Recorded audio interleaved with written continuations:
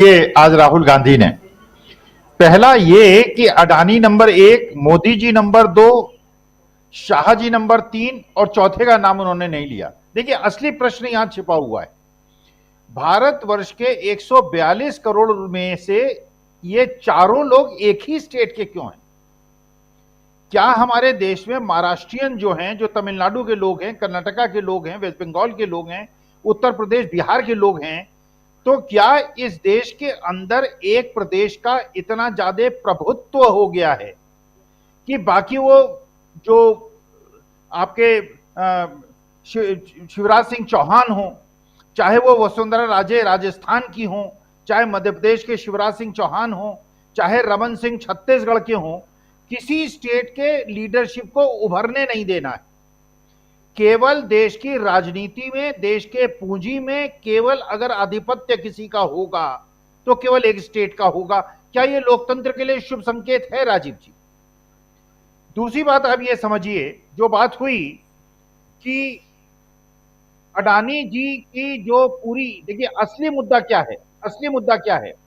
असली मुद्दा यह है, देखिए देश का हर नागरिक अगर ये सोचे पिछले 10 साल के अंदर किस प्रकार से उसका आर्थिक सामाजिक शोषण हुआ है, केवल अपने घर के खर्चे को वो देखे, केवल ये देखे कि उसकी आमदनी कितनी बढ़ी है, उसके खर्चों में क्या बढ़ोतरी इतनी ज्यादा हो गई है कि उसकी आमदनी कम पड़ रही है। छोटे दुकानदार अगर अपने सीने पे हाथ रख के, छाती पे हाथ रख के सोचें, क्या उनका धंधा चौपट हो गया है, परचेजिंग कम हो गई है? सब कुछ केवल गुजरात के कुछ पूंजीपतियों के हाथ में जा रहा है।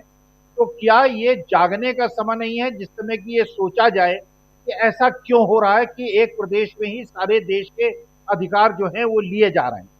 दूसरी बात ये हुई कि ये अब एक उन्होंने अरविंद केजरीवाल जी को न्योता दे दिया कि ईडी ने उन्हें सम्मन कर लिया। इसका मतलब ये है कि आप चाहते हैं, और फिर आपने ये देखा होगा कि अमित शाह जी के मित्र मंडली द्वारा एक ट्वीट किया गया जिसमें कहा गया कि फूफाओं को मनाने की कोशिश मत करो, समाजवादी पार्टी और बहुजन समाज पार्टी के लोगों की मदद करो जिससे वो कांग्रेस के वोट काटे। देखिए एक षड्यंत्र है बहुत बड़ा, और ये एक ऐसा ट्रैप इन लोगों ने बिछाया है कि ये चाहते हैं कि इंडिया गठबंधन जो बहुत ज्यादा स्ट्रांग हो रहा है उसमें किसी प्रकार से मतभेद को पैदा किया जाए। देखिए वास्तविकता ये है कि देश में आज की तारीख में राहुल गांधी जिस प्रकार से देश के राजनीतिक पटल कर उभर कर सामने आ रहे हैं, एस्पिरेशन का एक केंद्र बिंदु बन गए हैं, और जिसमें ये पता चल रहा है, देखिए अगर ये सारे एक सारे जितनी सूचनाएं हैं इनको पेगासस के माध्यम से या जो एप्पल ने कहा उसके माध्यम से निकालने का प्रयास हो रहा है, तो ये पता चलाना बहुत ज्यादा आवश्यक है कि अडानी जी के बारे में जो इंटरनेशनल फाइनेंशियल इंस्टीट्यूशंस और न्यूज़पेपर्स खबरें दे रहे हैं उनकी जांच सरकार क्यों नहीं कर रही है? इसका मतलब ये देश की जनता को ये बड़े गंभीरता से सोचना पड़ेगा। छोटे छोटे केसेस में जहां मनी ट्रेल ना हो, मनी लॉन्ड्रिंग ना हो, 1.5 साल तक लोगों को जेल में रखना अगर आवश्यक है, तो अडानी जी इतनी सेक्रेट काउ क्यों हो गए हैं? तो जो राहुल गांधी ने कहा कि ये जो तोता है, अब ये तोता हमारा वैसे हो गया है, आपको पता ही होगा। महुआ मोइत्रा को भी उन्होंने 2 मेंबर ऑफ पार्लियामेंट के माध्यम से ये एक ऑफर दिया था कि हमारे साथ आइए, बैठिए, आपस में हम सेटल कर लेते हैं। और ये भी सूचना थी मार्केट के अंदर, राहुल गांधी के पास भी अडानी जी ने अपने दूत भेजे थे कि राहुल गांधी जी हमसे डिस्कस कर लें, मुझे क्यों एक्सपोज कर रहे हैं, क्योंकि ये जो मामला है ये इंटरनेशनल कोर्ट्स में तो जाएगा ही जाएगा। और राहुल गांधी ने स्पष्ट रूप से, राजीव जी, उनको एक प्रकार से उत्तर दिया था, कहा था कि मैं नहीं बैठूंगा, मेरे देश की जनता को जिस प्रकार से लूटा गया है, मोनोपोलाइज, आज उन्होंने मोनोपोली वर्ड का भी यूज किया राहुल गांधी ने, जिस प्रकार से चीजों को मोनोपोलाइज किया जा रहा है, सारे बंदरगाह, सारे हवाई जहाज, सारी ट्रेन, सारी सीमेंट इंडस्ट्री, सारा इंफ्रास्ट्रक्चर, सारी कॉलोनाइजेशन, सारी की सारी चीजें अगर, और सारा जर्नलिज्म, सारे जितने आपके प्रेस हैं, जितने आपके चैनल्स हैं, या तो अडानी जी के पास या अंबानी जी के पास।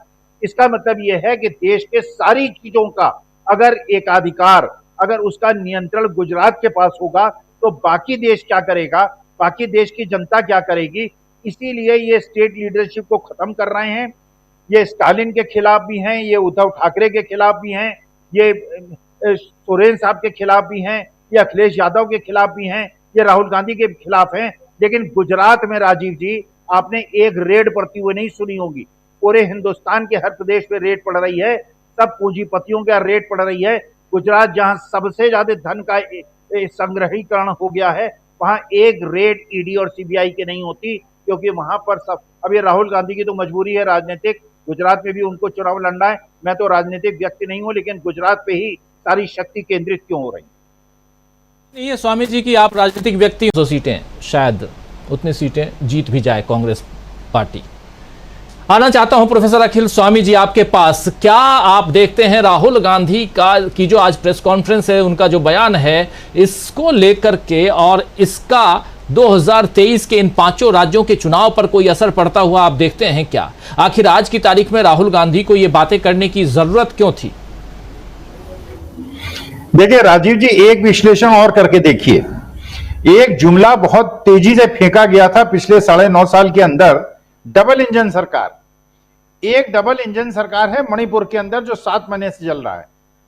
पिछले 3 दिन से महाराष्ट्र के अंदर जो स्थिति है, sitting member of parliament resign कर रहे हैं, एमएलए रिजाइन कर रहे हैं, बिल्कुल उहापोह की स्थिति है, अराजकता की स्थिति है, और महाराष्ट्र के अंदर भी डबल इंजन की सरकार है। इसका मतलब यह है कि डबल इंजन सरकार को ऐसे जैसे पेश किया गया कि अगर आप चाहते हैं कि विकास हो तो डबल इंजन सरकार काम करेगी। मुझे ऐसा लगता है आज के तारीख में भारतवर्ष में जो सबसे अशांत एरिया हैं, जहां सबसे ज्यादा उहापोह है और परेशानी है, या तो मणिपुर है या आज की तारीख में महाराष्ट्र है, जिसका कोई सूत्र इनके पास नहीं है, ना केंद्र सरकार के पास है ना राज्य सरकार के पास है। इसको कैसे सॉल्व करेंगे? और दूसरी चीज देखिए, जो शर्मा जी ने कहा उसके बाद की खबर, चंद्रबाबू नायडू को बेल मिल गई है, और चंद्रबाबू नायडू ने बेल मिलने के बाद जो पहला स्टेटमेंट दिया है कि तेलंगाना के अंदर मेरे जितने भी कार्यकर्ता हैं, ये देखिए एक डिसाइडिंग फैक्टर है, ये चुनाव को बदलने वाली चीज है। चंद्रबाबू नायडू ने कहा है जो आंध्र प्रदेश और तेलंगाना के अंदर मिले हुए एरिया हैं, जो सटे हुए एरिया हैं, जहां चंद्रबाबू नायडू का एक प्रभाव है, उन्होंने कहा मेरे सारे कार्यकर्ता जी जान से जुट जाएं कांग्रेस को जिताने के लिए। देखिए ये वही चंद्रबाबू नायडू हैं जिनके हाथ पकड़ के मोदी जी बिठा रहे थे कि भागो मत, जाओ मत, और चंद्रबाबू नायडू चले गए थे। बीच में खबर उड़ गई थी कि वो एनडीए में जाने वाले हैं। अगर चंद्रबाबू नायडू इस प्रकार से जो भी वोट उनके पास है 4-5%, अगर वो भी शिफ्ट कांग्रेस की तरफ करा देते हैं, और उत्तम रेड्डी और जिस प्रकार से वहां पे कंसोलिडेशन हो रहा है कांग्रेस की तरफ, तो मुझे ऐसा लगता है जो तेलंगाना के अंदर 55% सीटें कांग्रेस को मिलने वाली थी, अब 65% सीटें मिलेंगी, क्योंकि जो वाईएसआर की बेटी हैं, जो आना चाहती थी कांग्रेस के अंदर, किसी वजह से नहीं आ पाई, और क्योंकि वहां के जो कांग्रेस के एस्टेब्लिश लीडर्स हैं शायद उन्होंने स्वीकार नहीं किया। लेकिन इसका मतलब यह है तेलंगाना में पूरी हवा जो है वो कांग्रेस की तरफ बह रही है, और यही स्थिति राजस्थान के अंदर वहां की जो एक प्रकार की चिकित्सा व्यवस्था उन्होंने प्रोवाइड की है, इतना बड़ा डिसाइडिंग फैक्टर काम कर रहा है। और जनता को यह महसूस हो गया है, पूरे हिंदुस्तान की जनता को, कि राजस्थान मॉडल अगर चला और छत्तीसगढ़ मॉडल और बघेल साहब का चला, किसानों को अगर 2800 और 3,000 रुपए पैडी का मिला, जब ये कहा बघेल साहब ने कि अगर जल्दी से जल्दी 3,000 रुपए आपको धान नहीं मिला तो आप मुझे जितना चाहें गाली दे दें, लेकिन मैं ऐसा आपको मौका नहीं दूंगा कि आप मुझे गाली दे सकें। तो ये जो राजस्थान का मॉडल है और ये जो छत्तीसगढ़ का मॉडल है, ये गुजरात मॉडल पे इतना हैवी पड़ रहा है, क्योंकि गुजरात मॉडल केवल गुजरात के लिए है, और जो राजस्थान और छत्तीसगढ़ का मॉडल है ये पूरे हिंदुस्तान के लिए। राजस्थान छत्तीसगढ़ का मॉडल, गुजरात मॉडल, गुजरात की बात। जरा शकील अख्तर जी, यहाँ 5 राज्यों के चुनाव की हम बात कर